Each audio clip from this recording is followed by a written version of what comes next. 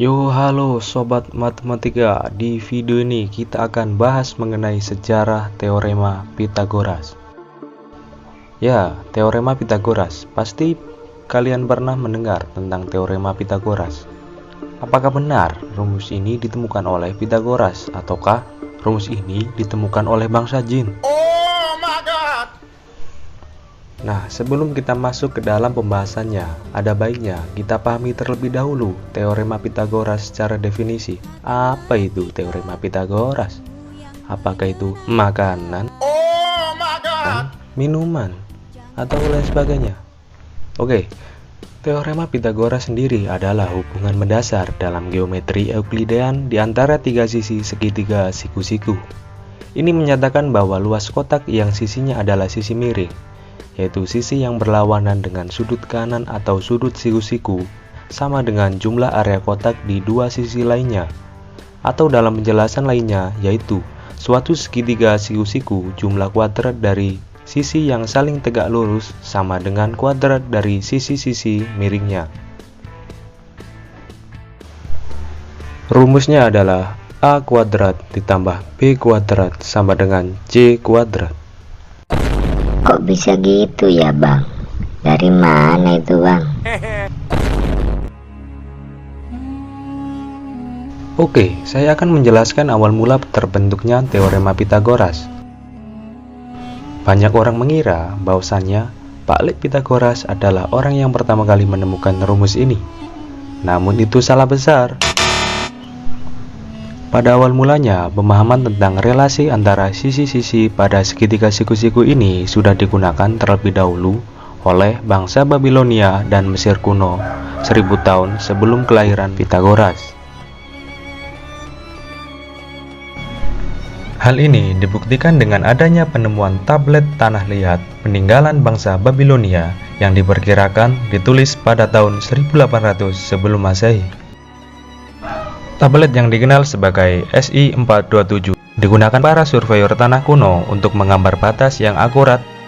Tablet tersebut menjadi contoh geometri terapan paling awal yang diketahui. Tablet tersebut bertuliskan kombinasi dari 3 angka yang memenuhi dalil Pythagoras yang dikenal sebagai triple Pythagoras. Seandainya mereka tidak memahami relasi antara ketiga sisi pada segitiga siku-siku, bagaimana mungkin orang-orang Mesir kuno mampu membangun piramida yang sangat kokoh? Bagaimana mungkin peradaban kuno mampu mengonstruksi bangunan-bangunan yang sangat megah dan masih bertahan hingga saat ini? Tentu saja karena mereka telah mempelajari dengan baik dalil Pythagoras yang saat itu mungkin belum memiliki nama. Lantas, mengapa dalil tersebut disandarkan pada Pythagoras jika bukan dia yang pertama kali mempelajarinya? Kamu nanya? Jawabannya, karena Pythagoras diyakini sebagai orang pertama yang dapat membuktikan dalil tersebut secara sistematis, dan dianggap sebagai orang yang membawa pengetahuan tersebut ke peradaban Yunani, yang selanjutnya menjadi pusat ilmu pengetahuan pada zamannya. Sebab bangsa Babilonia atau Mesir kuno belum mempelajari prosedur untuk membuktikan pernyataan matematika. Saking senangnya, saat dia berhasil membuktikan perhitungan ini, menurut legenda, Pythagoras sampai mengorbankan 100 ekor sapi.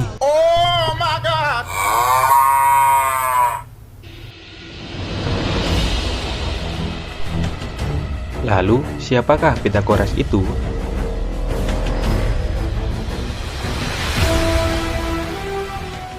Mari kita kenalan dulu deh sama sosok Pythagoras.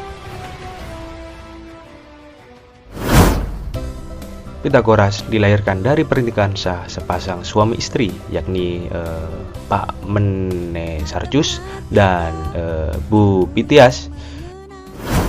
Dia lahir di Pulau Aegean, wilayah timur Kepulauan Samos, Yunani, pada tahun 570 sebelum Masehi.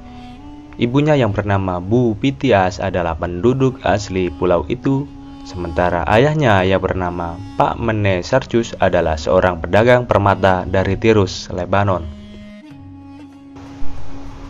Banyak orang menyebut Pythagoras sebagai babak bilangan. Ya kalau disebut babak pembangunan itu mah Pak Harto. Oke, lanjut.